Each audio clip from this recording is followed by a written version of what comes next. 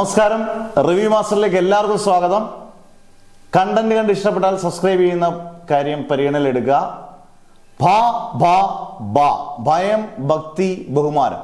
ഈ പേര് തന്നെ ക്ലിക്കായി. കാരണം ഈ പേര്, ഇങ്ങനെയുള്ള പേരുകൾ ഇടുന്നത് തന്നെ വളരെ അപൂർവമാണ്. പേര് ക്ലിക്കാക്കി എടുക്കുന്നത് ഒരു വലിയൊരു സംവിധായകൻ്റെയൊക്കെ കഴിവാണ്.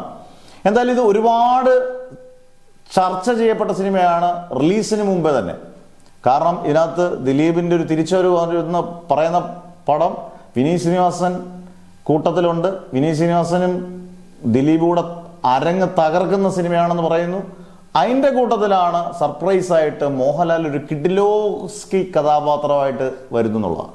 ഇതിനകത്ത് നമുക്ക് കിട്ടിയ സ്ട്രോങ് റൂമേഴ്സ് അനുസരിച്ച് ഒരു അരക്കിറുക്കന്മാരുടെ അങ്ങോട്ടും ഇങ്ങോട്ടും ഈഗോ ഉള്ളവരുടെ കഥയാണ്. അതിനകത്ത് വിനീത് ശ്രീനിവാസൻ ഭയങ്കര ഈഗോയിഷ് ആയിട്ടുള്ള, മറ്റേ ദിലീപ് അതിനെക്കാട്ടി ഇവരുടെയൊക്കെ തമ്പുരാനായിട്ട് മോഹൻലാലൂടെ വരുമ്പം ചരിത്രം വഴിമാറാനുള്ള ചാൻസ് വളരെ കൂടുതലാണ്. ഇപ്പോൾ ഇതിൻ്റെ റിലീസ് ഡേറ്റ് ആണ് സെപ്റ്റംബർ പറഞ്ഞു, അത് ഓണത്തിന് പറഞ്ഞു, അത് ഒക്ടോബറിലോട്ട് മാറ്റി.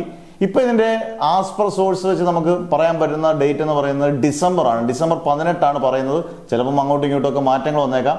ഡിസംബറിൽ ഒരു ക്രിസ്മസിന് മുമ്പായിട്ട്, ക്രിസ്മസ് പടമായിട്ട് ഈ സിനിമ തിയേറ്ററിലെത്തും. എന്തായാലും ഒരു അരക്കിറുക്കന്മാരുടെ ലോകം ഒരുപക്ഷെ മലയാളികൾ ഏറ്റെടുക്കാൻ ചാൻസ് വളരെ കൂടുതലാണ്.